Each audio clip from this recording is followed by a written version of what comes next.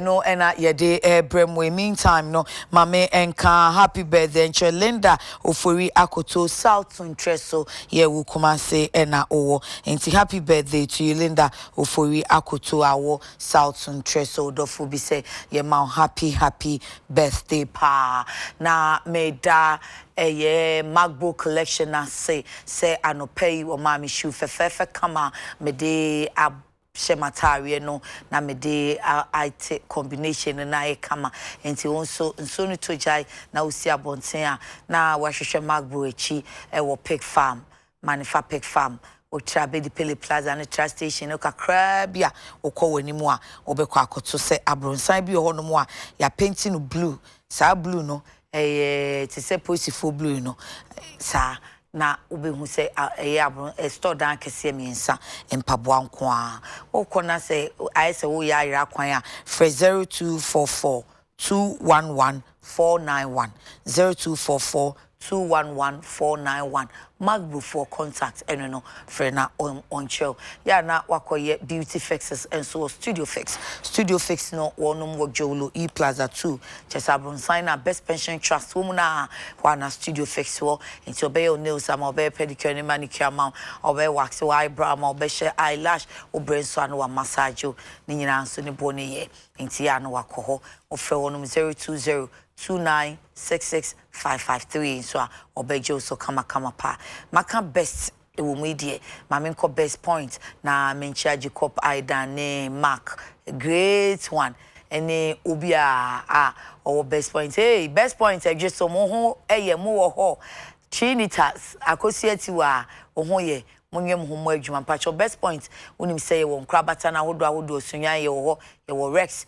ye ben kwadwo ebo a ye wo kwadwo ebo abronsan na mu aha ye nchen na kwadwo ebo awo yes ai sa baby a anajo basis no gina no ehwa a na best point ewo Kumase nso de ene wunim se ye wo edum dwaman so na ye wo kasoa ye wo doko na chimota hanso de mile 7 maybe a first na piece ewo no ehwa na best point wo bronyen o package sununku bi emau enti ye ka chew owofo ene obi bia say best point say bronyen manifa ho wo loans a eho dwo interest ne so wo fom wasomo bedwo yen ha wadwen yen tete o amanfo maje bosian wo boss point keka se wo masomo dwo wo mo ye medan wo kana afi hu se bank fo na bakura na udwane da bi best point die wa na obeko o hwe na nhyehyɛ no ntimi anso o mpamocho mo nye ni se mam omo no betena se akeka ne kama ɛho dwo nti bomodian se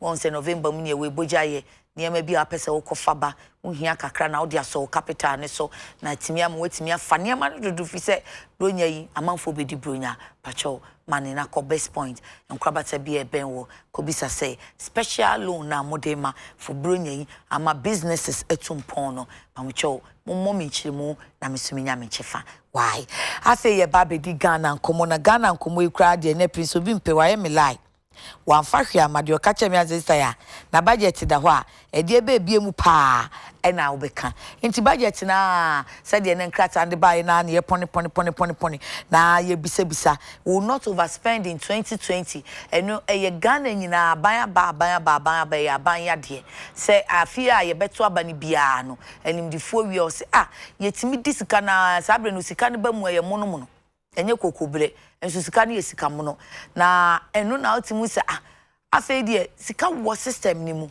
e ba sa so na ne inflation na ne emfa wo ne ba bia no wo mabọ modern ate so ama na dru na afei asia page ni mu na ekosho ti ye beto aba ne be wie se aban sesan o se aban na no obetina so ye be wura afi fufuro mu no na ne ma asia yi sei troka na afei enhyehyeye na anka aban na watumi aye no no a wo de ne sesi nanso asande ne say adwire gu fom budget election year overspending no sa ya no ye de no overspending no sa abre no wonum yi kwan anadwo no omu yi kwan anadwo womu sidan anadwo ye pentina anadwo sa abre no KVIP kura yesi a president sitting president no oteso no na wo ye incumbent nko a wo bekọ no akwa akopa ho ntoma sa abre dwumadie bia omutu bia bizio omo ye busy pa ye nya ni se de me yen kan kire government me bua obu to be busy pa hey so government kura si ni fie no so ye house o me ya o frɛ omo mo pepa enti omo disikado enye se odi nanum o de ye adwuma to de ye nwuma bi ono mo a am budgeted so ye na manfo no hu se o obo adwuma eni akwan o manfo kan eni ade o mo ntine o mo ho nye o and I'm saying aban banfo ni nyina sa na o mo ye enti ebe wi ase no no a ene kan se medical se no adi abro so enti we die ya no finance minister dia to just say wonu mu ni ma na mro so emfa won sa fi eye election ye no ebe dan ni age de ebe dan na so ko fi se de ye hu e fi se about 25 years of democracy mo ene fourth republic ya sesa aban sesa ekura se sesa mpre won ya sesa aban ya omo kada na nso esesa enti e de na be ma we no ye hu sampa fi no omo en overspending e wo 2020 nim e na sika wodo nso a ye di tuaka de di tuaka no nsi ho no kra na ya asem nya adwumanfo akatua de no akatua no dibidie na nso production ya na asa adwumanfo adwuma mo ye no senka adwuma no ko ye na de nfaso ba nkesese etimti yeka na de eya adwendwen a ye de ebe konkomodie mu yi eye sei busiensi ho no se ya nkra eno ye beka se ka mene no ka tie gu ni komu aden na ese wo ye ore kana na ye Ghana ni aya adwen se ye nsuruka eni ye twi ye ni na busian ye se sika na nkasa mpo ehun si ho enti 21.7 billion ye di kusiensi ho nko a sebebisa se enwuma ben sa en wo de sa bosen aye en afi minority nso aka se asika yi de budget yi de nko a en sheda mfa nya niema ye de bekai ye bedi ani behu ye de ensa besumo en wo kan brofo se ye more on consumption expenditure de di tuaka de di tuansi ho de di tua school fees de di tonuane de di etu allowances say de ebeye say de di akwan de di si adan de di si asipiti eno de wo se omo enhu bi ewom enti ne budget na na ebedu so de so Honorable Daniel Ochem Abuaje wo ya ban kasamafo efasikasem government spokesperson on finance ono anso ene bantama mrahye bedwani wo gina mu gidigidi obi obaba bia no shaking ye kona denden so ye wana beba yesuro ade who say ya na sesi azu introduction we say JDM beba yesuro eno ye to parliament de be ka bantama asani ye retain president ni retain MP the former yina ye pesket blouse ya be oh okay so retain aban na retain MP na me de MP no na bantama na minimum minua na wo mu na mehwehwe minua mehwehwe minua I'm looking out for my brother and I can't look out for my brother again the akade de eni me de me gire mfimfini no lie enti waba enche kra Bernard ani mpiesie beba ono so ba bonso obeka say to skirt and blouse so na be say and you say yeah to skirt and blouse so near maintaining no because she bant ma kra no and this year wild o mbefa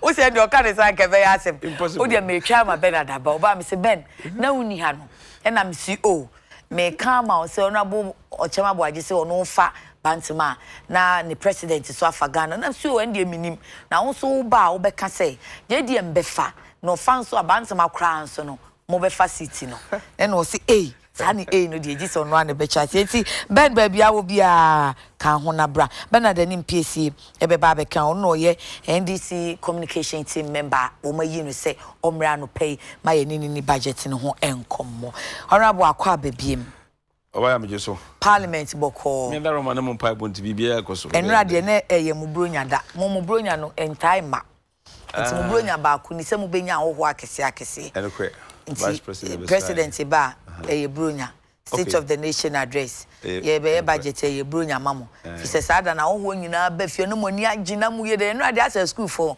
say we mu You use in cheap pizza. I check no mama kind say one say hey when we were gone are the days. Sometimes I say who dey Sunday money be now my phone say se we depa. I no credit. Parliament be we never be into me just say into me to but Ghana for smile ho. And the end is for 2 years we are to. So am dey money egu yesu ye ni abere ayehwe budget. Yeah they represent mo. Mo dey represent. Dey mo pese yen no nyuma ya to nyina to mama. Oh sa yes mo kontonyo mo mai. But e bi mu so dai we say enu am photo nko pa. Utonko. Na me da. Ubewie abek be cancel media boa amagana for atiase ma aboa ban hihye ya sebe die ko anima obaya botimi ada ada botimi da yes ya cheche gam okay minority for na cheche gam mo man chebi nti ba minority for no so yes obi su tonko me pese mebubodi no photo ha wo photo minority for ni bi tonko jami nim se no tonko anasa no hwen phone ala kasa menua anabo Adongo no order. Wono na ne din wo abodin de anya me so na say the platforms. Mo so you say honorable Safoma for Tonko. A great minister Tonko. Aha gam no na omo che. Hwan na eche no. Ada MP. Imam ne de say ni Helena na Betty Crosby. Na hwan ya? Okay, Betty are from Plains. Oh, okay. Agnes Do. Enya Agnes Do mun cheke. Oche gam.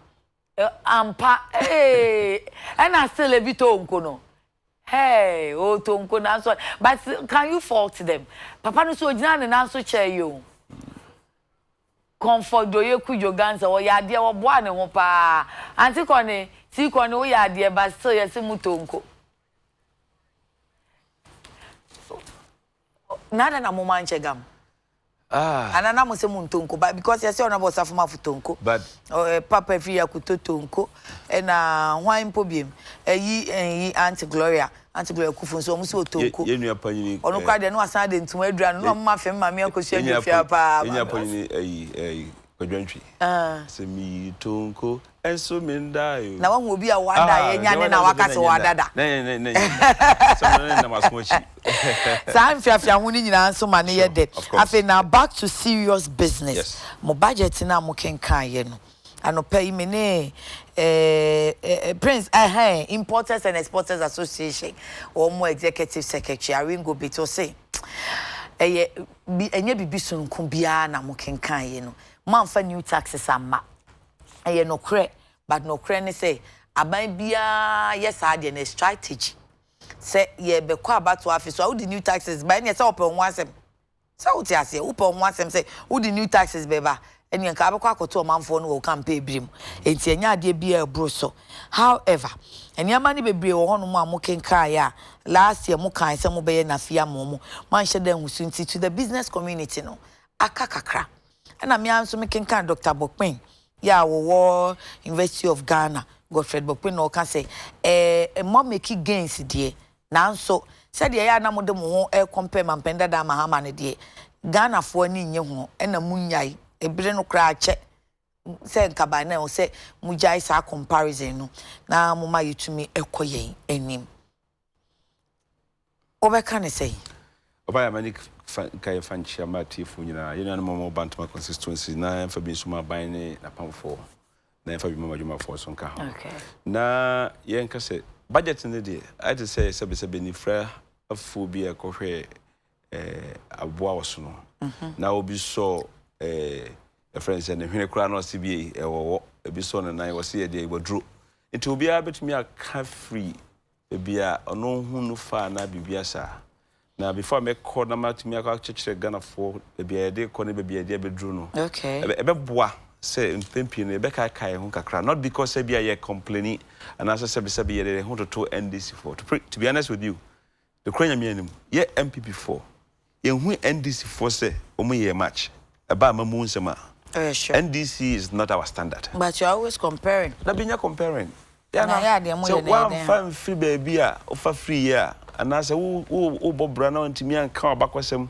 be free ha na mkofa ha na mkofa ha ana obi nti wase the obi wan say oh obaya na ezi wona te I host our TUTV wonim say obaya bi kra no so na okonsuo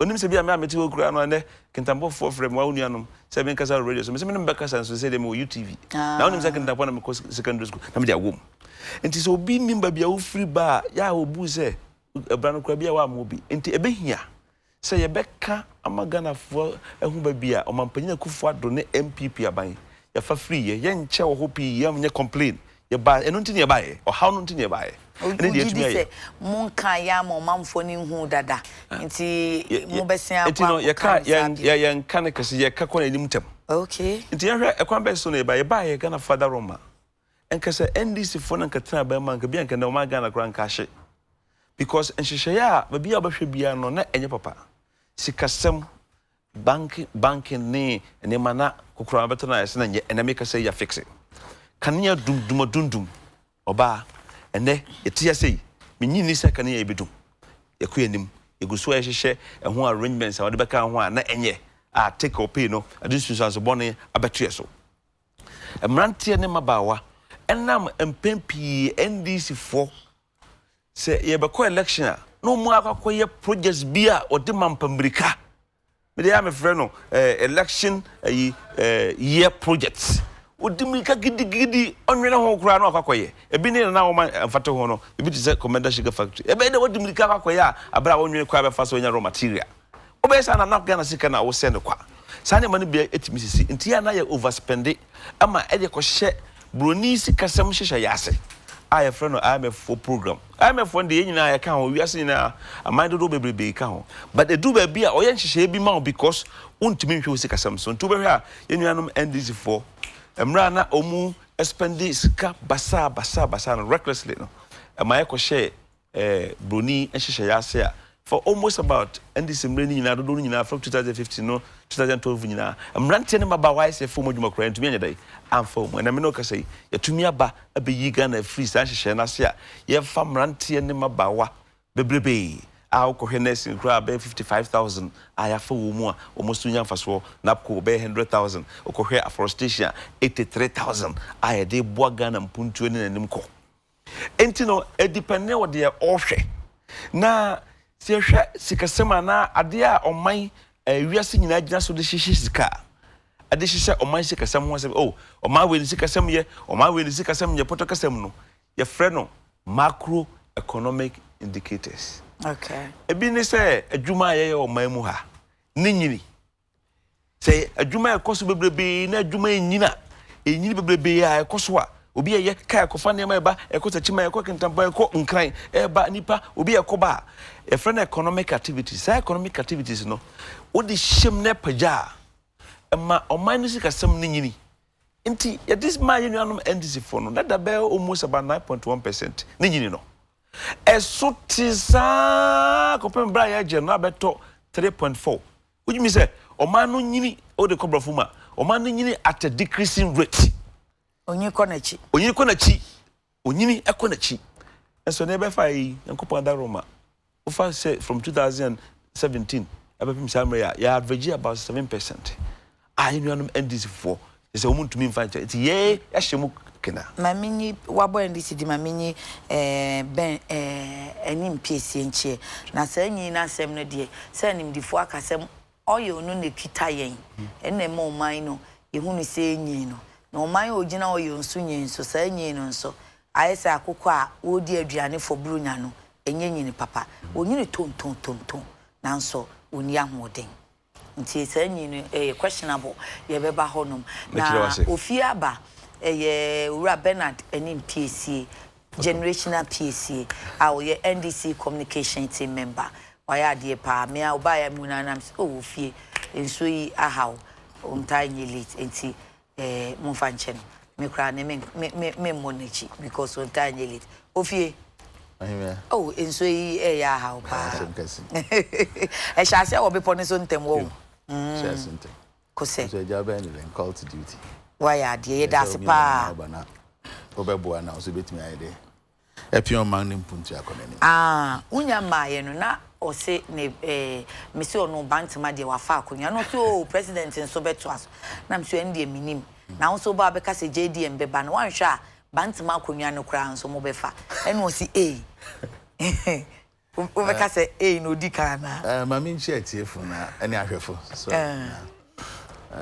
mema won duene awo. Ade ba ko a ha Ghana ne say yan nuanom a ye de amamu ahye won sa no. Won ani je election ho chen governance. Okay, I won't say that jama amamu ye de zenia. Ochina say ne Black Stars ne Bafana kobo match. O nanu ye share 2. O ne se be share 3. Na sabi uwa bemu. Finti ya semi anu kakra bi ma mi no wa share o submission ti wan wi o na mi wa kire keke. Baby Ghana ye we. Kenya battle ho ne adwin. Ka ye adwin o man ne mpuntu. Tinka do tia ye. Na ma si etu mpon. Ye ba be ka ho asem. Utia ye. Na ye boa o mom se dwen amamu na da wanim ne ho. Na election ho na wo dwen a. Ofi ubetumi age bantam seat. Agro uniform. Me that I feel honorable Mami Samra ho. On kasa yi mu no, oka banking sector ensesan ya amaye. Enra say finance minister kan. But o say me kra me kai say last year we kan say this year mo be some measure bi NIB ni ADB. Afi immediate no call ye no. A sign enra so asan de sa measure na ama afoforo kra asan abeka ho a mo ba be sa measure sa banking sector no nsie ni sikaseme yi no enra na metie Dr. Boachi Saida yi wo say aban anye ni yi enka wo mu ni nyina so na yegu no no omo nya so nso nka so per capital bi show wo asen fi say ebema amanfo de amhyehyɛ wa onim se we ni din ye ne nwoma mu ye aban anwu no se obekwa koyi ni sika enti the panic withdraw abeba said be ya those are more good standing no ebetimi agina shocks ebeba no ke wo se wo boa wan fi wo mu na aman no so ayi bibia onti enke ye de na so approach no amanfo wo hu nsem ka enu anu ya nhye da nti bibi fufuro bia amfa enu ho na from taxation to production amanfo say production no ewen o ka commander sugar factory nanka se wo mo asi factory no ahwede ani ni ho a ya ye ka production asemi say ye ya ahwedefuo ye timi ya abrobefuo a ye ntimi nya ahwedefuo nso e ma ahwede ani nso me ye ntwa ne emfa nya asichwe no ana se factory no betimi ya serve other purpose a ye ntimi mfa nya amen no so I am man for consensus pa obaya say before me question na me can dey say point me na ka GDP. Yep. I know so make us almost say that so, growth highly dependent on oil. It's oil ni ha your growth no then. Obeka say 2000 and your friend say 11 2011. A bright day oil sika be ka ho foforo. Ghana GDP a projako say 14%. Tamran the anyone man say who say oil na be ka ho. Oh anyone man this for say do much ya ho. Obedu dokono kwa. Because they are consistently inconsistent with Nema Omuka. By the way, Oba say kunya oil, na oil sika the beshe o maimwa. Are you telling me say oil sika beshe o maimwa and to me instigate consumption? Consumption leads to employment. So who did you turn ma? Who catch the omumu produce no say omumu produce more. Na better what produce more. Obeka all things being equal. Obe here nipa and they are produce more. The abai so benye sika invest. Government expenditure, a create employment, a create economic activities. Obe we ase no na GDP no aswa dey apeja.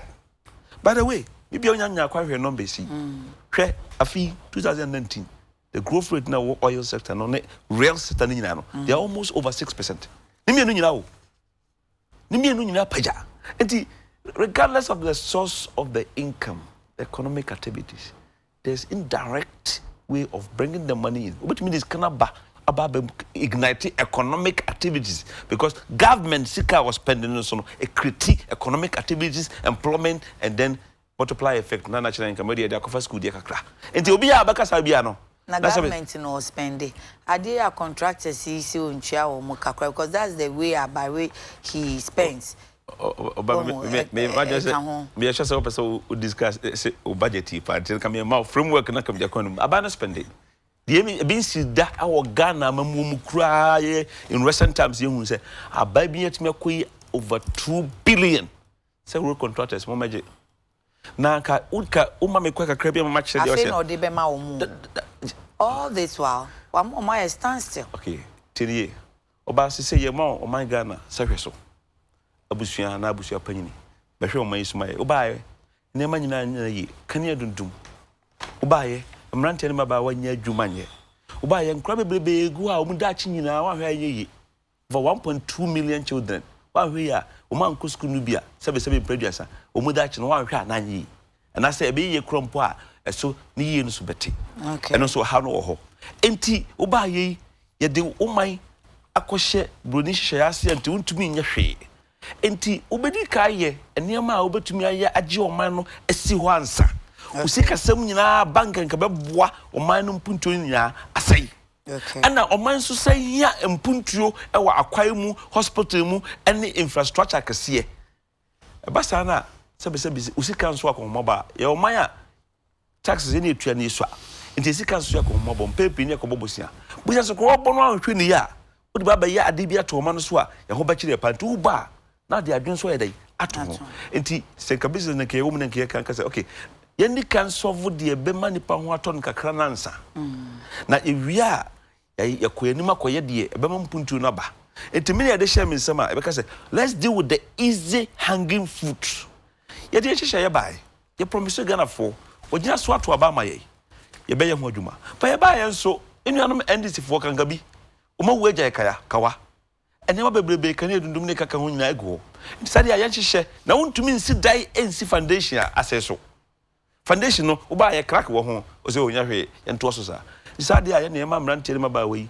ebi nko school ye mo akuafo planting for food and job ye make sure say mrante ne maba wa onya dwuma ye over 100,000 napko umunya bebi nye dai enye na umko adache wa mama meye how we so because you obonsam padwuma ma obi a oni bibia dai eye nsada ho a odika ko yibibi enti o hyehyɛ sa na manema no nyina no efiri adwuma budget ama sa amra ba beto mpuntuo budget afe na yadru ba bia ya frɛ no infrastructure enye sɛ bibia kake ana ma ayi mampanyini futu sanfo the minister of finance begina parliament say 2020 is the year of roads because yedi cash hye ne mani bia ma sebe ya hoto kakra ehya ase ba se ka se wi ni nyina sebe mpaduasa ne edunu ye ho na esere na etwa nkodo mpache Ghana fo ye nka na sa na enuanom NDC fo wonsam bi say ai macroeconomic indicators no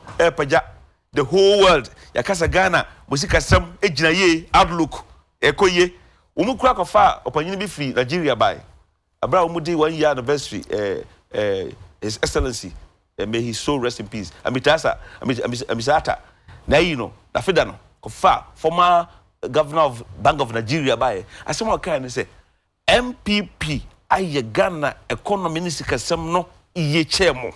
O say aban achiche aye ni year na so say MPP. Na ba be na also. Oba say papa de ororo wa be wa onim said your mo hyehyɛ enti uche no say you have done this, you are doing this, Ghana is doing well. He kept saying Ghana. Enya honko a last 2 months 3 months make West African Monetary Union for monetary integration for meeting bi o Guinea Conakry okohwe a enema ye jaso abama nyina case kedi abom no sa convergence criteria a de be this kana ye friend no eco no Africa West Africa be discover ko sa criteria na igina so hwe ni ma no ye bobo o man wadi first na ayeka ye bo Ghana ni abo Nigeria Ghana we Ghana meeting Ghana ise Ghana enti no anya no nko a me mfa wenwie obeje di say ye call World Bank meeting IMF meeting ni World Bank meeting yankopa da mama nya kwa complain akọ company form yakoye se ko duru ha se wo mka che say Ghana monka tell me the Ghana story dey na moya ya enti matumi within 3 years mobab to me mama free senior high school and nka bisin ka 20 years na betime ya no mama na ikoso mama school feeding enipa over 2.6 million eduane graduate idi mama lip over 1.5 million households people 1.5 million beneficiaries amomodiani my a friend say lip no dada but ya pajam okay ya pajam cry bin sida mo ya maslock kan ya dundumi masom mami mi bank ma fixe e kwa be so na mafa mo economy e paja we dey anim the phone cry nra mi chi omo no kan say eye macroeconomic indicators ni na emu yemu say ho say e manfo fili ade yi a mo ka say ye wo kotoku mu ana oba hono ka manfo kotoku mu so indicators necessary ena me ka kira wo say ye MPP fo gina ha say Ghana fo nyina obi anya na so ne chefa ni etwa nkontompo na mom yankofa maami bia ena me no ka say ne ba eko free high school ba kon emphasize mienu yasantoa ba kon so Islamic ba ntima na me be kan me pese waso maami ni ba kon so e konfo no che ana ba kon so ye napko ene ne nkokasa no de wo hebeka aban eboa ne mai wo suku yi free the honest training ya man sika e de ahye ne botom ono kra ye kuani ntino wonya a benefit afi planting for food and job the okonapko oje 7 na nenyan planting for food and jobs is so fast say ye kasa kuasfo nyina nenya e dia oba enya kuafo nyina nenya e dey ma youth ekuafo but the question is enya de owo mu dada but the question is enka ya dia san ko bi pese okoye sa akua no bia enka sa sika no enka o ti so no ana kofa cotton fertilizer ene san kofo no nyina no ye di sika hihye umbutum different and then yenuanom ndc focus I don't feel in my pocket bia ono na wote na me say so omo kan back na me bisa questions question na me say Ghana phone fill on pocket and na minim say wa be is na obeka Ghana phone do na e fill on their pocket okay PSA Oimba one more kan it will be expected say mo beka say nye enti ehe na mo be ponchi mo host no na yensu yemusa yensem yo me dance na em say utie ona bochem na ne kasa ne yetise ne on NDC ko na edingomo teote sana mfoni ne koye ni temo so mo keka bi ni anoma NDC fu na me kan say won refi say what ya bangum into we are accountable to Ghanaians Ghana fu nyina na mboye nkonta kire wo ye kra de sikasem oman bia no ne sika to tezo bia ne pada sani ankra brabo kwan a ofa so nya usika ana kwan a ofa so o masika no ye be kan say wudi usika okay ya de be ye nti emra no makwan say esese anka fi bia no ye hu kwan a ye sikasem ye be say ye de koto ye di kan ye be bia ye fiba ana fe be bia ngani da ye rekọ na em say ye nuanom MPP fo ba ban mu no akwai say na wan ka say jatum say pressure bi gina won achi ana say obi gina won achi o de tension bi to won so say manya mo be ko tide bia no on so bi o 100-meter race no hwe otwa ne hwe na achi o hwe ne closest opponent nti na be hwe ne ka so ka ne nyina no na ne o kan ye say wa address NDC fo yeah say yeah we listen to one team some year standard yeah ka budget team asema no kwari ni mpacho wote say abangi se wo bai no won aya kwan ahoro ahe wo bo bi so kire wo mo ye kwan kwan said your kind say afi ai betimi ye road safe nti wan kan ya nga ye deda well I'm say because newen o wa hanti e bisa den na be ma mejuma yi Ghana for party mpacho twan ansa nyi wo so na Ghana for party okay madin fia biesa wa benum moda so bo NDC din moda so bo John Mohammedin in fia biesa this about your fourth budget near to the last one fourth budget it think I won't contabu no e fi 2017 abefo man ne watini aya magana fo be prebi kwa sanse anye ye kura no da biara da ye disika ma o man no sika nyina a chem se enti oba no abeche na pesa odisika no kokoye 2017 ne awodi sika ye mfaso ya abaso ka wanya ana ka wabo eni sika ne aka na ka da nganim 2018 no am yehu modern ba wo boy 2017 no a kire baby ayere ko 2009. That's exactly what he did. Even make an open on taxes and I say import duties or can last year or ye I feel or monfa for biamba. And you need to cry the managing and answer chair. That's Yamika and Pacho. Saying Mamma can be let's see making. Okay, oh. I am Kuntabua now to a tremu. About not from two, but now to a one day. Watch and out to obey. That's why it's really the queen. Okay. Meboa. Okay. Into no NDC once a moment and any way. Auntie, when is I would teen in your nanny at Zenia or Bijina campaign platforms, no your campaign. Oh, really? Oh, yes. That is the picture. And I mean, Bissau say, well, Boa Mania say, when I are Quang do Duahe 3 years into the administration. In Fiabiesa, when I see Suku Danga Huruahe in Siahuruahe, no Netia Magana for. Nipa sikasem se na okase botom yi dan pa no nga danse dia wo gina so kire se Ghana fo ho ato won nipa to wuti bi sa ne oba be ka kire ne se wo ne ma be ya nan na bi esa bi e no no susu se edi sika be she Ghana fo kotukum edi kan ye free SHS wo di sika be she Ghana wo nga ma kwantu nga kire sika no do wo da kotem okay wo nga kire ne a wo de ma nurses training allowance sika do be she Ghana fo botom so we Ghana ni bi eti wuti nkasa ahe na che obotom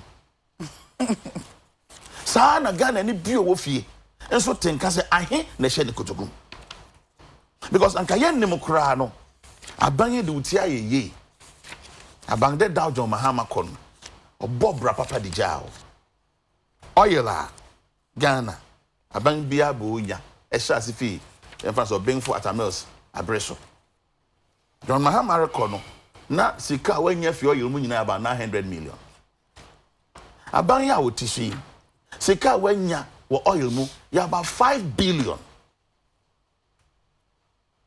ya te say wa po bosia bebre bosia bia so ne nyina so wode bo bosia na wa bo bebre no ye bisa say dan na wode bosia ne ye ene Ghana yanka from 120 billion Ghana cedis no I could do 208 billion Ghana cedis. 88 billion Ghana cedis na beka ho. They be also what the 1.8 billion akoye free SHS ana meboa. Penen konta na why na ona be ni kura ni. Ojetum but eno sutia and in the form people supporting it say sa education and so aspect can economy no if you say yenya a large number of citizens that omoye literate and educated ye developing human resource capital and also biano no yes se beboa yen dachi nti bia na ye hu si wo de asi school dan na so still de ye school nsem na bia and wo ye why are they back to nkuntabu. Okay. Tina me chiro si kadodo abedi ni nsem. Okay. Na me kan nkutabu asemo. Because am no be kire yen. Baby abosi abo akwakodu no wanya 88 billion de abeka yen ka ho. We say we dey mu 1.8 billion. Aye free SHS aka hin. Ya yen gwen konta. Ah? Mate you. So what you say? Aka over 79 billion thereabout. Yan fa ni sempo with the 2 billion na ye. Bosi abonu mo. Oil musika, revenue sika. Yama 3 years now. When you have over 120 billion. And I will catch them what I say. With the 844 million. I could share planting for food and job fertilizer at home. And now the 357 million. I could share teacher training allowance. Okay. And now the nursing training allowance. And also 336 million. And now also free SHS no. 56 from 2017 or the 1.8 billion na kweshim. Enyame masemo. Afa NAPCO I will tell you also have 100,000 jobs of the grant here we ni jesam. Say no kwase ne okay dia. And say ohun se bebre bisa. Mpacho eno no say 840 million na kweshim. Yeah, okay ka say SK nyina boma. Below 10 billion Ghana cedis.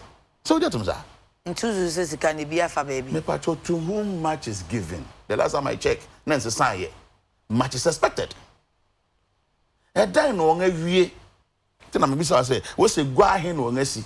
Because who's a gua a bois? Emma me a walk or gua. 1 hour you queer 7 from a human ade. When your baby tongue Emma economy no one casonga brabono etumpong. Yet sika wo conjecture. What so there be now say never be show be kotokum. Ntin kuntebu papa ni bebuchire. We ya make fractions wa ho. And a percentage me pacho bi se me ne na no tie kura ni se. Na kwan no emu ahe na bang ne timi ye. So yare no kwa koja yare hwa. Abang no modern bob bang no wa ye. Health facility ahe no sika ho. Ne ano nga sia wie no awohia equipment ahe no de akwa ka ho.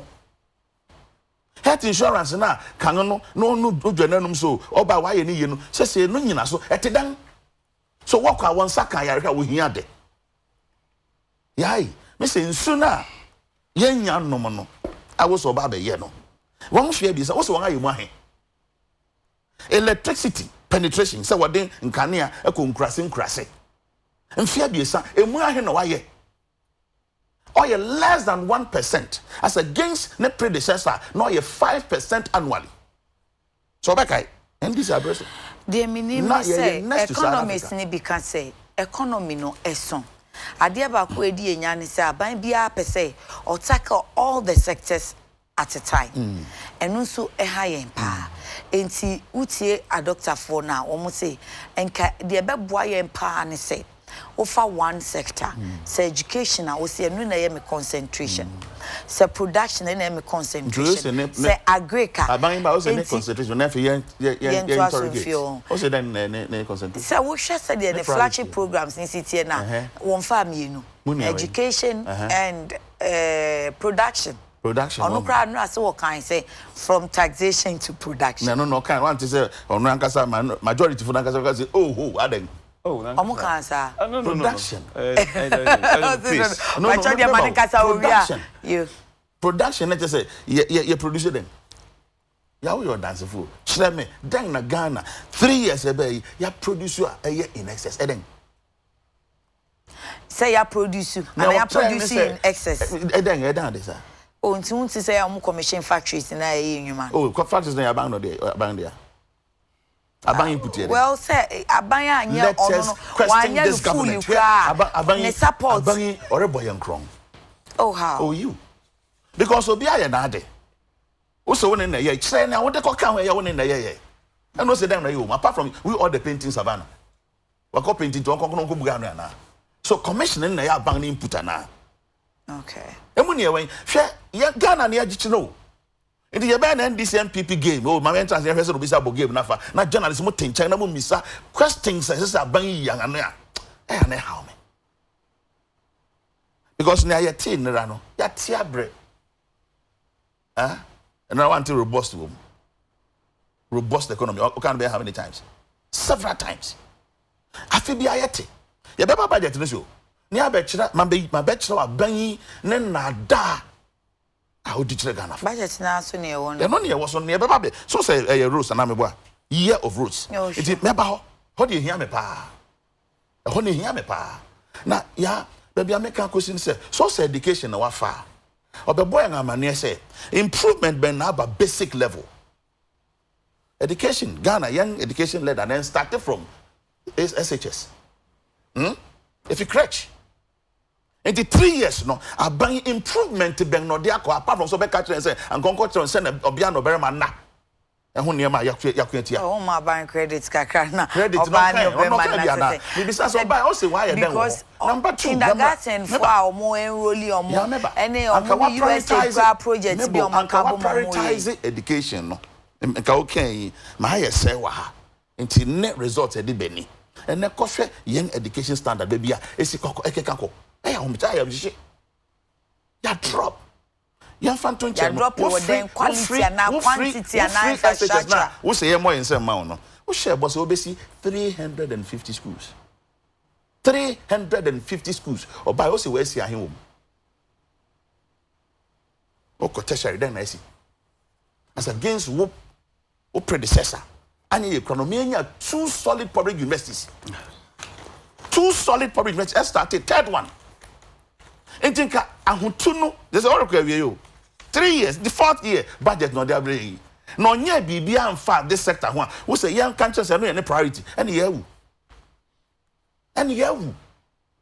Because John Mahama, just 2 years. They say it's a structure of the economy now. Last year to 2 and year, and yet that crowd, it will take some time. And Sakasan and so. Money and here can watch me.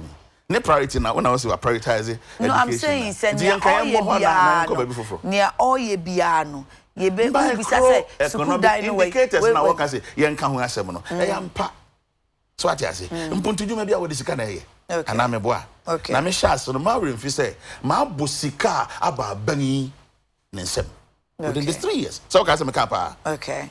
Revenue comes about 120 billion over. Okay. Bosia yakoje. And I me aboa na ye nkonta na ma no because odona dey abeto a actually baby odisika na kwa o say no ntinedi sika be she okutoku. Okay. Enti say or the sector ne ba ne yanka ho asem. Okay. So what you say? And how home kakra honorable chema boaje. They said the NPC raise sana minority no raise and offer daily graphic pay since tina. One more disappointment and say economy no aye die nkwa sika no de monsabe kan bia ye more on consumption expenditure. Ye di chair fees, ye di chair adwuma ye foka, ye di ma allowances. Ti die nkwa e basa capital wise no e hobeto sini. Okay. And o maka say ti say akwan di say road fund sika na say komu afrakra e no panyi fifi ko etene kan daily graphic diaba 1.7 billion cedis o say road fund no just 1 billion and koye 700 million no anko oba yam say menu PC yakasa bebrebe nti me ni kan famfa hwansa o ka sem bi say abraboy amamuwa ti sa abrabo. Oh yes, I am koye ni mo senka ye interrogating budget na because o kan yo nti say o kan yo na ka say o atifu ati na wo deceive mo amamuwa ya abrabo nti no say across school ko ho na aduane die ho na da chihye ho na sika na nso a na mehwa akra na nso say the Dr. Okoboy anabo e kan mehwa akra na nso ama busuo na gina yi ansa na bia makope dai bi asiamo. Eno nene na obeka say nuanom emre bi atwam no mu ka bi say sama mu okura ye adansie ne suku dan ye ne hospital kwa de anka sebe anka ya de hunu sansa ba bia ba oye bi ena de omse emfa to anyom frɛ mu na oba ya tini na oka akwan ho asem greenbook ni efisa greenbook kwa ya akwan ni nyina o because that time no kura me call sasem ne de mu kan ya na bet today fa me nyia no ma PSA but ebe ye dan ya yo mamu akwan nyina wi because the can say obiso che say wa ya akwan na wa ya akwan ya ende mampanya kufu adoko yi pepi biara obesi bia no ebusa na kwai opa ko fa parliament questions ye ba me ha mani nka se wa metime ka se be emu be uchem wo ha emu be 50% eya akwan ho ensem kwa na obi ebusa na nti ebusa se anya bia ye nuanom NDC fo akwa na mu ye no etu ko Burkina na yenti ase because akwa ne ntu nko de a abede na MPP e ba tumi so within 3 years e ko fa aso e de adwudwu akwa nyina ase na by the way onte de yeso ba yetimi aye kakra fa akwa ho akwa no ye wo mu bienu wo ye foforo na o maintain de wo ho no okay about 9,000 kilometers 9,000 plus of feeder routes ya maintaining in the go hey acquire a friend say and we are trunk routes sabe in kwase kwa ketekete no feeder routes 18,151 kilometers so unima onko per budget no kan bi na akwanso aye urban routes me manya hu bi NDC peso bantuma drain 1 kilometer drain kwa nya bi ho ma hu bi se eka kroma kwaya say we the minister the man in bulk and think wo ba de no wa che ne say 9,000 trunk routes to say feeder routes na yaye ha 18,000 plus yaye ha o man mienu miense urban roads 7,600 samre yaye ka say ka say falis nya be na program ye nwie because it's a lot of roads so betimi abobia but new roads ya na asphalt 206 kilometers me Bantama constituency but me abombe di achiro apart from Bantama constituency achiro bebrebe Kumase ye hu bida adoato adobanu ko ayi friends empatase ko hwe ko Kumase Junction Bantama constituency kuma me nua kankam ho le ko hwe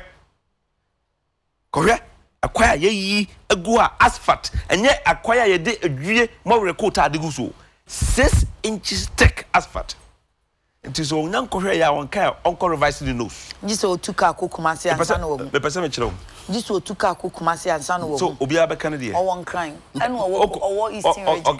Teacher and you Eastern region. Obaya, the Bibica. Or can budget no bones and let's take a crown with Bibico. Okay. I'm a percentage at the back. Budget. I'm seminar PC, with all due respect to him. Maybe I want Chassis. So your budget no your car, and I'm a 9 and 9 noon near this car no year. So one year a tria a Juma foka, which is compensation. A bang of Juma and Koso. Okay. A Juma Begu. So one year interest a triaka. So one tria a minor and to me and Yanum to me over Siambi. And Tiano Soka home. So one year goods and services are organizations known assemblies and running. And son now be a higher infrastructure. And no yet boom at once one. Now you are cabin swa over 2 years into a business canoe or hinifa. Yeah, on ship budget in this can you know if you are. Then you know apart from the Omudija, within Momo 3 years, no one is a Moody Bebria become Munche Numa Mudia. A new idea, a baby. You buy Ghana for over 4.6 million. Obitin baby. Oh, this is Kakoto baby. Now, bank shall see essay. Now, you know, NDC for to be Yakodro, Obaya, and 1 among Intiminu. Your boka over 16 billion Ghana cedis. I'm going to share 2 energy crisis. Can you do? Monkosha Maye, Obaya members of my come as I'm not intending. Every year, you try over 5 billion. America's got 1 billion. I had this survey. To back say you. What the survey there? Excess capacity na ye here na ye fanya here. Ho kan no. Excess capacity no. You bet me the IB before. But enhihye ye da ho no say we use you so you so track. Ho kan ma ba che no. The any intention say you export. Bi ada na mo export. Buy as akwa show dey manage ho raw. Unim. Independent power producers no. E ban say no nyina to America ba Ghana.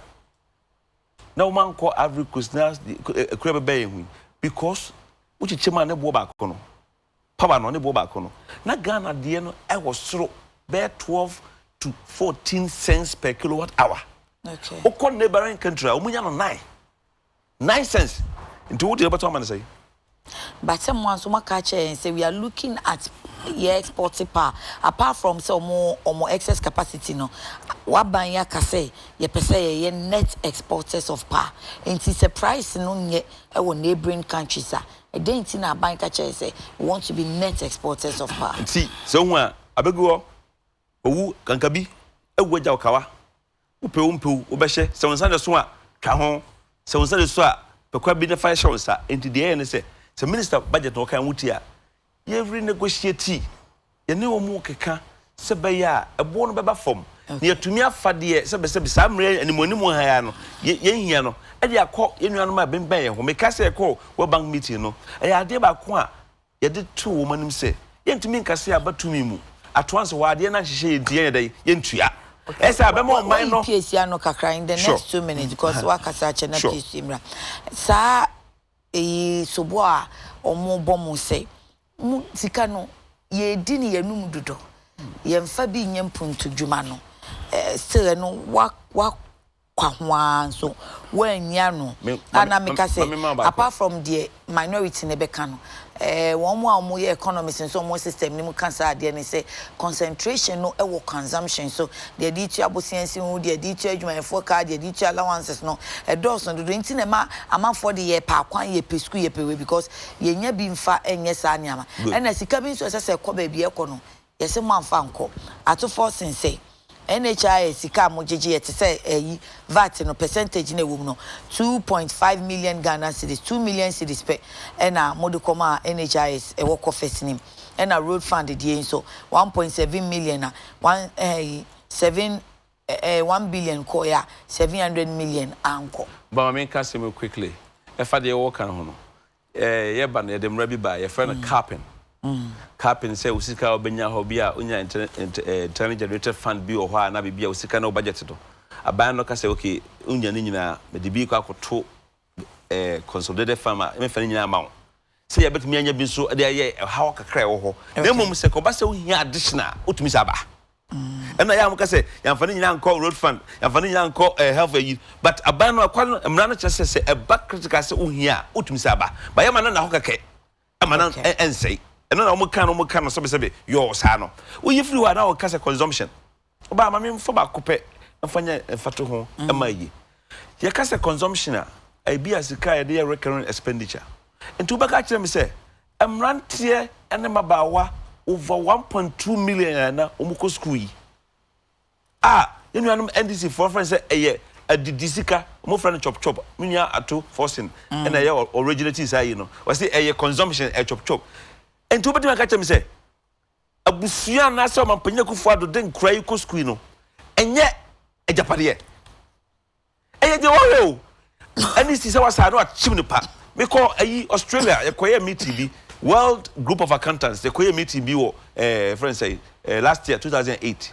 Conference of Chartered Accountants nya akwanya kobi Japan so obuna konta wo say sika ye de kohye ntitiyem efa school ho ene ye de raise ni pa madache o ma ba ye o manager pade no o ba ye lawyer o ba ye accountant journalist o ba ye parliamentarian na president no sasika no enye consumption enye investment enti so wo betra wa ka kire me say sika e di school adaye na say e de ye enkura no ho adwuma madache enya mfaso no sasika na consumption na wo tu futo Ghana for woni. Thank you ma PSM mra any consumption enu asa nim the phone bi kan say no kre aban atoto ne nyama yi ama 2017 2018 kra there was trade surplus enti na eye ena omo asan ka say de ema economy ni economy bosia nkrofo gi wo mang ensi hu no aba fom pa ena inflation nso aba fom eniema abema ya ka say mo brofo mo ka say indicators no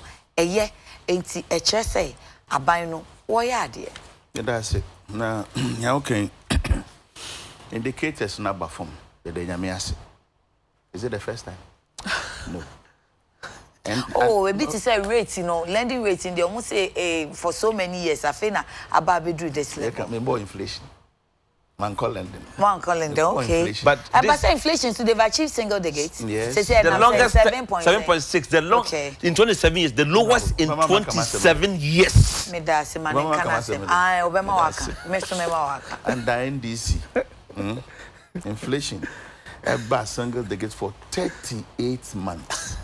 Really? Yes. Go and check. 38 months. So what I say. Then, and the former finance minister, Kwamina Dufo. Oh. The history is there. I mean, records no bit makakove. Okay. Dr. Baumia in 2016. Good evening, Ghana. Okay, so more tape now. This I become more a video. So when you say a video. Dr. Baumia say. So inflation ba forma na entimi a reflect wo nipa brabo ma ohun inflation no so mfaso because okwa ono adwe nga opepa yitu safi so okaya ndo ta ko mala tagwam ni ade techima ngwaso tamale gwaso ene kona ko wese sa inflation na ye kan sa bar form ne nsunsanso e wo gwadimu ene na we na fe na ono aboba be ye budget for fracture wo ha na No, I was just about allocation of the funds. Honorable kind of rata. Ono ye minister of finance. And Rob Bonkunta actually Ghana for. When we are people of course. No butcher wo no. Na mi bisa say, o se kwan ahoro wa he na no nga ya wi. I've told you. What is it? Nye fe na baba ya kire me. Do they buy here na no? Na me po media me say on my specifics because we need the papa na nka aboa. Yeah. The figures are there. Say more and more fourth estate of the realm. Mamwe money amwa. Sebi ye na no mrewa. O do ni ade ye kwadwuma o krasia. Aban or the 6th bed down 9. Oh, the be. But we are better than that. This year, next year, 2020 year of roads. Year of roads. Me that's it. Me was 2016. Sorry, 2017, 2018, 2019, 2020. I bring budget or the break Ghana for on roads. Okay. Any. There be a cat was a bang you deceitful on can courage Ghana for. Paragraph 2017 budget no. One first budget. Paragraph 510. Also in 2017, 195 kilometers of trunk road and 25 kilometers of urban roads will be constructed. Okay. Yebesi in 2017. Construction of bridge on the Volta River at Volivo. And Sawama Peja Road, Kwafu Krum Apeja Road. Okay. Tamale Yendi Road. Okay. Bogatanga Boku Palma Krum. Nkwanta Oti Damanko Road. Oti Damanko Nyankpanduri Road. Brekum Sekwa Road. Enchi Dadiesu Road. Kaswa Interchange and ancillary works. Dualization of whole main roads. Construction of whole bypass. Construction of Obichebi Lamte Interchange. Construction of Fokwasi Interchange. And Kumasi Road and Drainage Extension Project. Senkamo Parliament Kabeti yo. Mpacho. Paragraph 536. Where 2018 budget. Where 2017. Okay. 2018. Okay. Paragraph 536. Okay. In 2018, some of the key roads program for continuation include construction of bridge on Volta River at Volivo. Mpacho over here. The same thing. And our lefty, no, the to 2008. But Nyabutu, Sebia Ogusua oye because Kambabe can Obechebi interchange. One will say okay, but Onyanye, and see a fee and a obey this year. Nana me feels a budget in ye say, yes, she say, yen Sabekasi Kasi, say, and Sakasi Kaseya. Ya di beye nyuma se enti se ne nsa aka dia ene ye se ube hu se adekona da na koma so beye ne die obe repeat you education esen ke sha sentem because aban sodaya no abeka che Ghana so me ba beye President Kufuor ko Kumase I think 2018 or 2017 thereabout sabe na sign no hydro sikei ashase okotwa sika about 500 million no be guy so the beye Kumase town roads nyina akosi projection ansana actuals your projections nti oba no be kire say nia mesusu se menya sika meyeni mpacho tie enti sika no ama nti ne yankoya na mpacho project which is a bridge over Volivo a loan facility from Japan former government under John Mahama eco secure started juma ansana mo beto so sika no asa what they are sanko anasi kana we na yenwie ye bepemede it's still a government project enti or the share budget ni mo na because of person say ye be koso ye be ye dia koye bibi foforo me bisa enti or the share budget ma no akoyi no akodi or dia bibi foforo but yeah me say mama hold on the fact that or dia share no che say obeyi dia na ye we the mama mo me hwemu na hin do awie mpacho nsawm eni nsawm apedwa road Kwafu apedwa road Tamale Yendi Road, Bogatanga Boku Palmakom, Nkwanta Otidamanko Nankpanduri Road, Brekum Sekwa Road, Enche Dadiesu Road, Kaswa Interchange and ancillary works. Mabo Bako de Dao, we're 2018. Okay. Good. Dualization of whole main road, construction of whole bypass, construction of Pokwasi Interchange, Kumasi Road and Drainage Extension Project. 2019. Mpacho paragraph 115. Okay. Of the budget. Mr. Speaker, in line with commitment to complete projects commenced under the previous administration, the following ongoing projects will also be financed. Bridge on the Volta River at Volivo. Third point. Third time I'm building. In Sawam Apeja Road, Kwafu Krum Apeja Road, Bogatanga Boku Palmakom, Nkwanta Oti Damanku Road. Otida Manku Nankpanduri Road, Brekum Sekwa Road, Enche Dadiesu Road, dualization of whole main road, whole bypass, Kumasi Road and Drainage Extension Project. Where 2018. It's 3 years consecutive. Me patcho yanko 2020. Okay. Budget nim. Where budget ne kan ho asem o ide enye NDC MPP mo anam ko chiro bai. Ene ye bisa se mo nchire ye mu ye. Patcho 2020 budget. Where the me tia nye ye just make kan fia. Na obama me kwan a.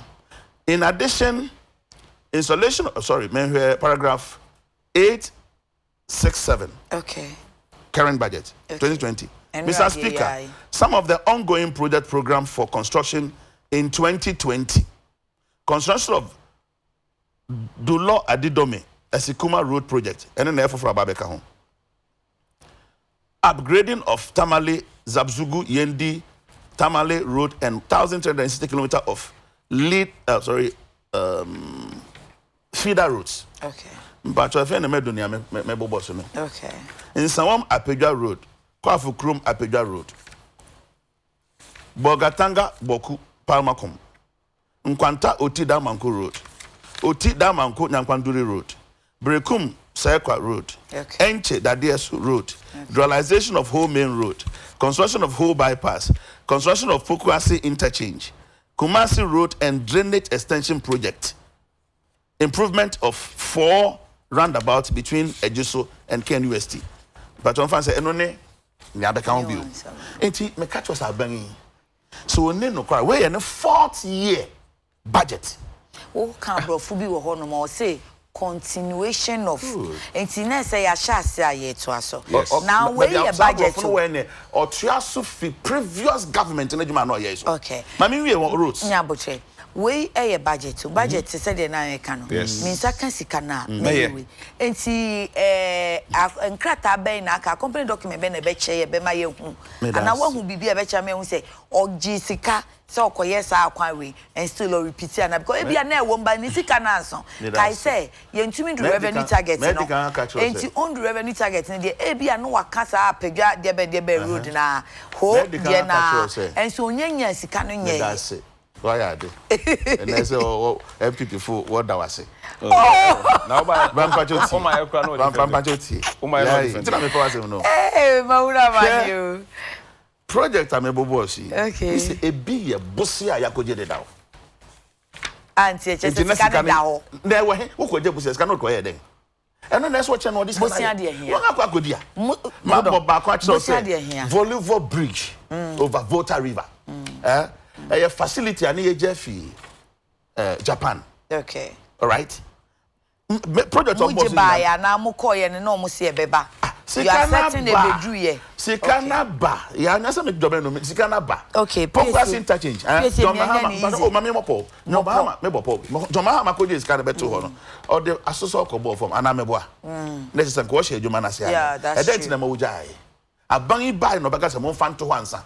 Are ho sem say honorable parliament o. And so say NDC for John Mahama say why Ghana kwan nyina. And so obe present state of the nation address or present my parliament.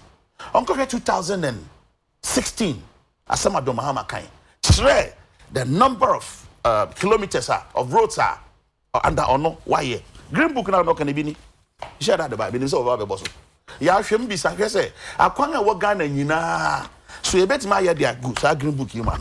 Me that what your time na so and no honorable Chema Boaji akwan a wo Ghana nyina timi asama stadium. Thank you honorable Chema Boaji sika no ewen me that's it oba good question sika no ye dey show mine no sika bi ba se dey ma ye fa hwempo adronya nanta enti wo say to say ho volleyball dey be bridge no specifically eno Japan bosia bae sasi kanewe ena ampa apokuase de no so kai say before President Mahama be no wokoye sa short cutting no but pokuase is ongoing tema run about if Japan bae is ongoing. Okay. So what are you talking? But the name then say wo kire no budget asiye budget estimate minya sika enema me pesa me yedai me yeni. Okay. Yeah. Now Pacha. And no, nyantubase. Loan na okoja ba odi abro se fire project. Busia wakoja ba bedu ana busia me pese me koje na se be ka me sa. And this one sign no hydro dem ni nyina ba bedu. No, nyantubase. Bia bedu. Was it to boasi no nche bia na bia. We have the list. Now okasa na me wa ha. We say na ma de na ye. Enti dia ye no. But in the question no so kai busia no busia ye pese ye koje busia we be ye we ana say ya koje sika we ye di ye we. Ti de make no. Busia bia ni ho aba parliament a eni buta enti ye dey. Ye koje. But abrabo no I to say dumso ye ko fa mu. Na oba wa je on hihye ye say afei ubetua be 2.6 million e de tua live bill. Ye ko fa bill yi ba ya hihye boni e ba ye enti no. Ye say wo tua 6 billion. Enti emergency ayi your friend say nema etumi ba putupuru na aba no eda ho no eba no anya kane ne begum ama manfo nyuma ane nipa kura ko wo wotumi adai awu enti duwa sika na da ho no e pese me de ko ya de we but ma we ne ko dum kane ya me adai enti na ma so be ka media review no minister buy no say mama 6.3 billion because me here 2.6 million budget nam de to some de ko tua app sneaker Omo de kanema ya nka eko wi ase no metua 5.4 billion enti mama me bia nka ho a are you suggesting say etimika say obusia we specifically de beye kwan ate bedu ba bi de ko hye nkane mu oba ya otuwe wabrabo mu kura bi sida abasa mra mu ba ka say misappropriation you have not used it for the specific purpose ade bi o ho a mpajana to say we sana you are distracted one count ya say oba sika bi wo na we kwanya say obetumi de adane da no ho hye abra wo mu bra so a etimi ye abrabo mu kurasi ho sa mra bia na we nam kura oba na bia 500 na bottom wo de kodwuma koto ade obehu se obehia wo hia ni bia sabe bibi be ka akoma enti o man hyehyeye no ade a ye hu en pese behu biem no se hu na wa se kane e bedum de enya meyi sika bi firi baabi ade akwa ho e wo mra kwa so a en ha adwene na me fa so kane no se enum biem ebi na ko ba ye no because 6.73 billion na minister budget media no wo de move 5.2 billion ekutua kane anko ahoka de make say e ade aye ntumi nkofa so mu biem belongs to this another ye tumi enti no so on budget as budget is a little clarification say billion cedis or dollars the budget ye na odikotua IPPs ne ka no 5.2 billion Ghana cedis and what they call tuya for the second half of the year say amenu mienu kane ano enum biem some of this emergency developments no because untimi ntwam enti sa you have to manage. Give me this clarification enti say omo produce pa na yenim say you don't store pa enti the omo produce na ya yeden hwe say so be produce na be use o so be use o me de obetua take or pay into the idea they be quite having like I say produce because I'm saying to me but me na kaka because na say IPPs no so be kasa I say PDS so say ECG ba ye the agreement was that PDS be so mu first no ko betua ECG ka na ode omo no ontua no so de kakra bi be gu mu ka ho nti omo kra bokoko say ka ye di IPPs ni ye ntua omo ye be san kodum som kra me ye papa bi interview sa wo peace adia MPP aban abe assure oman Ghana nyina na say dumso na omampanyini NDC for ne ko de ko fa mu no de yempese be hu biem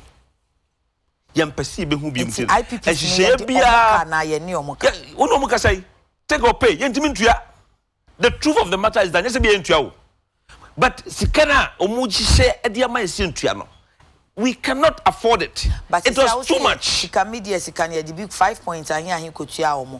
Enti ye tua no akasa. Sisi ade untumi nkase but the enim say you spend about $1 billion American dollars. 5 billion Ghana cedis. Let's say just I think it's going to be 10. $1 million American dollars, 1 billion American dollars every year on capacity ya wa yenyusu. I see. Yeah, me that's it. Me just honorable parliament the what be our friend West African Power Pool. What? In the Ghana, you intimi generate energy and electricity. Man in yaka. And kaya who am poster because say what predecessors no am our excess power. No. Or say the price is not favorable. It's not favorable. We are. Yeah, Team pa me person me expose. What sign now sign agreement is a true baby crown why hu. Say uni makayen 5 minutes. Tuma PSA kasa time 2 minutes and now so kasa to me abopo there. Very good. Excess capacity now we can any way. They say you generate man no bro so you intime. Oh take them on at the right time. Because one here I quite say na obi person OJ we busua and na won tongbo non tiasinti okay kebi keke. We claim say one the solve doom so but one take energy system na say. We nim hwe fa ho. Because not Ghana, you are reacting. Energy sector. Mo kwan na what is say John Mahama Abreso? IPP people because there was a medium Kenya because untia me kai. Uti bida. I'm married. Because say John Mahama tua na Breso $102 million no utia. Bisasa benba we tua he. Energy sector levy and the tua legacy debt. Mo ba na motam koje bosia. Mo tua he na aka. Sam ko tabu na be se atu because the neka da ho no ya wo boss try o be hyew. Ye nya facility from France and they extend the electricity from here to Burkina Faso. What by you know one vindictiveness in tea. One try answer. Yeah you humanity sa project no a halt. Yan fan try answer. Hwe aban budget no also be census arambua. Next year. So next year every 10 years. Every 10 years. That's it. Until next year near be census. Na mpacha no what tisika we de kwakoye. Tell you budget ni bi. Na wo boss de. Wo boss say yeah, the 45 million Ghana cedis na beye. And I'm a boy. Go check you 45 million Ghana cedis. And yeah, the best census. I can Ghana for you now. Abangi had the loan be cocoa loan. Obekai. Last week they bobo. Syndicated. With that. Next syndicate. Yeah. No. Where? Cocoa board $600 million. Exactly so. Yeah, it's still there syndicated. Yeah. Okay. Yeah. What's what this says? Can be kwako kanga kuyafo. So okay pa. Sir. Oh you. I mean, you say almost the pollination. No. Back wow, when they were prepared data, at least they say okay, so there was data record, but I mean specifically records are 55 million Ghana cedis. Okay. The entire country population, you be can yen, and you see, near Japan and the other. That cost to Ghana 45 million. Near Kuafode, that cost to 55 million. I tell you, sir, Abangi, your mom family when you. No man ya end this back out the MPP can out there. But be a bang the Ghana corner. That chin. You be cow young tekrema. Thank you. And this can the MPP can the technocrats and so be cow more the experts. Yeah. More reference here crafting experts na kasa. Because experts no be atoba. Obi a one affiliation. Okay. So sometimes over from expert as some knock out to say oh your politics entirely. Thank you. About sub business comparison. Come on. You are not like that. No. I mean, I think it's which one is the baseless? We have had a good discussion. No, Oba. You are my fine gentleman. No, baseless. For me, this is not if it's offensive, I withdraw. Thank you. I'm sorry if it's offensive. But then she said, Oba, how can you say, oh my, any part of the way Kenya, any acquire database system, I hear the same cost. When I catch you say database means Kanipa. When I catch you. When I catch you said database record was asking no menya the details bullet point and say you no information I can give you practical experience. There's something it's not about experience manufacture because on no say meaning maybe you're doing a record medemano okay so to me nya akuafo dudu nyina ba bi omo de odua so apply fertilizer wanya bi onya bi but me deploy a number of but me saneniam be mu hia amom die no mu bibia na adwuma mu ye no what me determine what no bon poetry he doesn't have a problem but na sem ne say say akuafo kakra because akuafo is subset owo mamu ni omo kakra ne yekoka omo na say the 50 million 55 na omo ne the 55 na Ghana nyina ye the first na say akuafo ne de no hey sa no person and I'm say about in here yes that's Kana okan wasem $55 million no enye kan okay eye database edie ne kom ubenya software ubenya programming ubenya even soft and hotspots out the backing up otia Yet ya sami amino kasa yi wa unuanom atuam express. Utumi stop it. Who the cost will be without even going there. And near my to be free mobile. And then you pack. They send near my ben. Oh, Nanti waka program software who do our program computers do our talk. And then for the moment so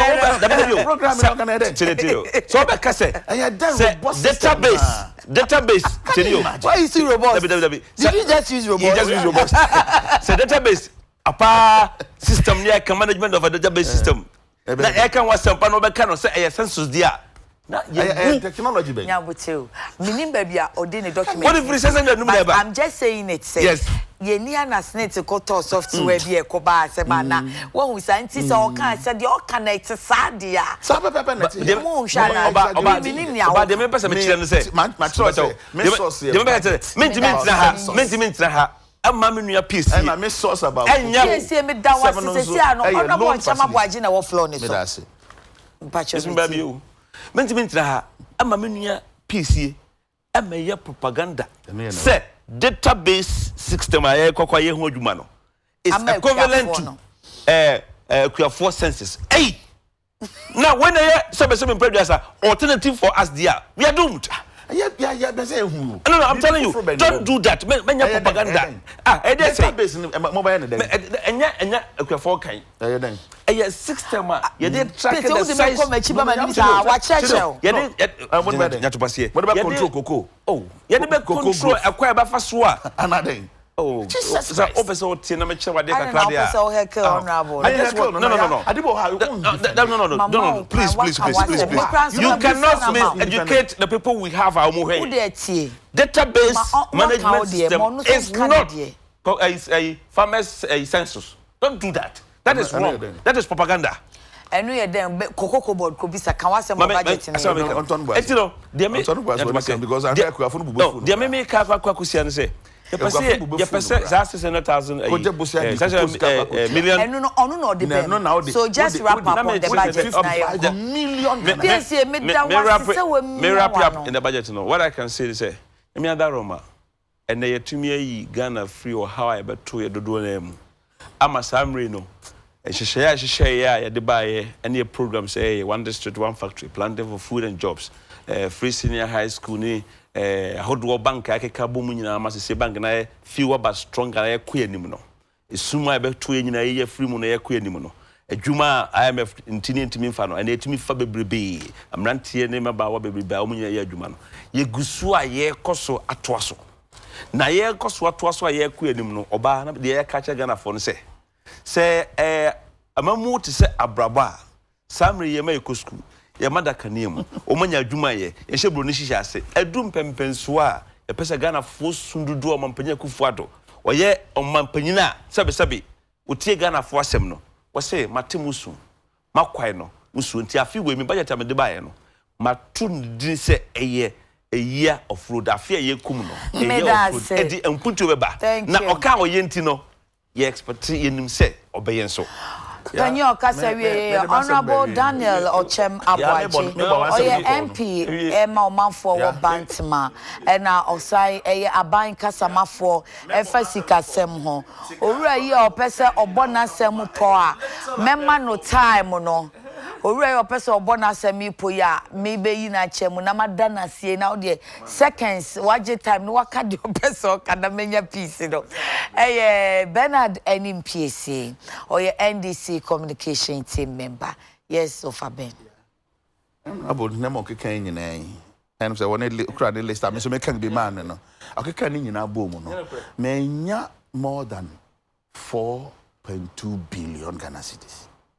Wakika figures bi wa hasisi. Yes, me kra na me kan ni akọ napco ni akọ 30 seconds na wajin. Me say no 5 billion. Na about 4 point something billion. Enu echi no. Ka banking crisis ka ho. Bo me fa banking ka ho. Energy crisis ni ada. Nye sky ye. Wa mu chao e wa na me pon ye. Mo de ni nyina fa. Doctor Nancy Oforiwa Kokofu ene eyewa woda wo papa ne honorable Dr. Lawyer Henry Kwabena Kokofu enti Dr. Nancy enti doctor to doctor wo papa Henry Kwabena Kokofu se o ma wo tinkwa o ma woda pa oba pa wunima de wo se ye die ne nkoso e de ema enti happy birthday to you Dr. Nancy Kokofu and then a belated one to me Emma Mary Anson of Teshi Penny and Jennifer Anson National Luches Authority head office onyame nhwira pa paucho eya na wato afa magbo collection no akoje mpaboa panso ne toto uhia kambu a wode beku etie nsuo no tie mu aso ne ho eden sika ne squad no beka trainers sneakers whatever I say Kambu Kambu enti Magbo collection for 0244 211 491 na kwaje mpaboa pankwada so de wo ho na afi ya no akọ studio fix for your beauty fixes studio fix or jolo E Plaza 2 Abronsana Best Pension Trust woman na emema so ye pedicure mema nko emane ne hia etiti omore onan ya ye twa na ye moton sa akwada bi baby unhusa ne nyina Oko studio fix up yama for 020 2966553 kai say bronya imo best point sika krabia say or homa na our special loan package bia or the businesses ama motumi akofa niama e de ababeton bronya enti wo hia bibi dia so dwetire so na bronya odi aye boja ye for 2019 na manifa best point savings and loans why e jeso wo ho komase aduma ankasa wo ho ye wo Sunyane ena yewo tamale ena yewo tema yewo doko enkra haidia bebia main office and head office no Mount 7 Peace FM dada ni mukoho na wonum emwao na kaise drink for the occasion a special fun time inti bomodian say ubenya wo special fun time na nkwada na nom na omani age but I want ba na so ho ye no phone a ene de ohia ni suhye you need a cup of this way now I fine ti mema weda no ma onye ocheko why say onyare so ntiwapo why no phone unya this way hyehyehye ba be say ahoden aba na wase akwakoto a onwuma so Adams anope me ma good morning oni agata mo na mo factory honom ofa kwame wo CMB ehọ na this way Josuo ne wonti wukọ akra bisa CMB ofa kwame na koto this way ni biton medide yakonama onyame hyaw onti na nimu nchew na oma ene ensiwie ensuo ne tojai na ukodru fie wapon onwuma ni nyina kai se obambofo bi ene bo ho ban ede ukobae na wadanase ne kyena nso waye ne sama bye bye